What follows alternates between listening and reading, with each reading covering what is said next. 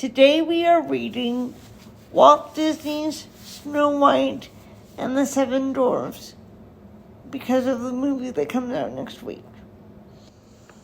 Long ago, in a faraway kingdom, there lived a lovely young princess named Snow White. Her stepmother, the queen, was cruel and vain. She hated anyone whose beauty rivaled her own, and she watched her stepdaughter with angry, jealous eyes. The queen had magic powers and owned a wondrous mirror that spoke. Every day she stood before it and asked, "Magic mirror on the wall, who is the fairest one of all?" And every day the mirror answered, "You are the fairest one of all, O queen, the fairest our eyes have ever seen."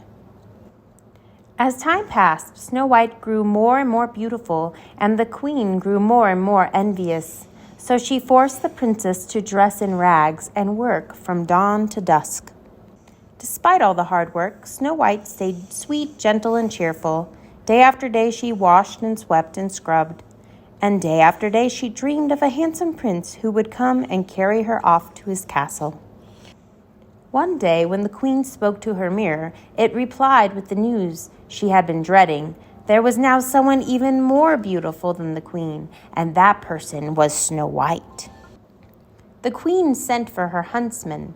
"Take Snow White deep into the forest," she said, "and there, my faithful huntsman, you will kill her." The man begged the queen to have mercy, but she would not be persuaded. "Silence," she warned. "You know the penalty if you fail."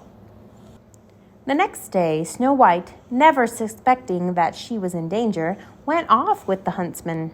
When they were deep in the woods, the huntsman drew his knife. Then suddenly he fell to his knees. "I can't do it," he sobbed. "Forgive me." He told her it was the queen who had ordered this wicked deed. "The queen?" gasped Snow White. "She's jealous of you," said the huntsman. "She'll stop at nothing. Quick, run away and don't come back. I'll lie to the queen. Now go, run, hide." Frightened, Snow White fled through the woods. Branches tore at her clothes. Sharp twigs scratched her arms and legs. Strange eyes stared from the shadows. Danger lurked everywhere. Snow White ran on and on. At last, Snow White fell wearily to the ground and began to weep. The gentle animals of the forest gathered around and tried to comfort her. Chirping and chattering, they led her to a tiny cottage. "Oh," said Snow White, "it's adorable, just like a doll's house." But inside, the little table and chairs were covered with dust, and the sink was filled with dirty dishes. "My," said Snow White, "perhaps the children who live here are orphans and need someone to take care of them. Maybe they'll let me stay and keep house for them."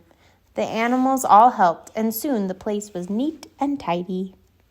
Meanwhile, the 7 men who lived in the cottage were heading home from the mine where they worked. The 7 were amazed to find their house so clean. They were even more amazed when they went upstairs and saw Snow White. "It's a girl," said Doc. "She's beautiful," sighed Bashful. "Aw," said Grumpy, "she's going to be trouble, mark my words." Snow White woke with a start and saw the 7 gathered around her. "Why, you're not children," she said. "You're little men." "I read your names on the beds," she continued. "Let me guess who you are. You're Doc, and you're Bashful. You're Sleepy, you're Sneezy, and you're Happy and Dopey, and you must be Grumpy." When Snow White told her new friends about the queen's plan to kill her, they decided she should stay with them. "We're asking for trouble," huffed Grumpy. "But we can't let her get caught by that wicked queen," said Doc. The others agreed. That night, after supper, they all sang and danced and made merry music. Bashful played the concertina. Happy tapped the drums. Sleepy tooted his horn. Grumpy played the organ. And Dopey wiggled his ears. Snow White loved her new friends, and she felt safe at last. Meanwhile, the queen had learned from her mirror that Snow White was still alive. With a magic spell, she turned herself into an old peddler woman. She filled a basket with apples, putting a poisoned apple on top. "One bite," she cackled, "and Snow White will sleep forever. Then I'll be the fairest in the land." The next morning, before they left for the mine, the 7 warned Snow White to be on her guard. "Don't let nobody or nothing in the house," said Grumpy. "Oh, Grumpy," said Snow White, "you do care." "I'll be careful, I promise." She kissed him and the others goodbye, and the men went cheerfully off to work. A few minutes later, the Queen came to the kitchen window. "Making pies, dearie?" she asked. "It's apple pies the men love. Here, taste one of these." She held the poisoned apple out to Snow White. Snow White remembered her friend's warning, but the woman looked harmless and the apple looked delicious. Snow White bit the apple. Then, with a sigh, she fell to the floor. Told by the birds and animals that something was wrong, the 7 raced back to the cottage. They saw the Queen sneaking off, and they ran after her. As storm clouds gathered and rain began to fall, the 7 chased the Queen to the top of a high, rocky mountain. Crack! There was a flash of lightning, and the evil Queen fell to her doom below. But it was too late for Snow White. She was so beautiful, even in death, that the 7 could not bear to part with her. They built her a coffin of glass and gold, and day and night they kept watch over their beloved princess. One day, a handsome prince came riding through the forest. As soon as he saw Snow White, he fell in love with her. Kneeling by her coffin, he kissed her.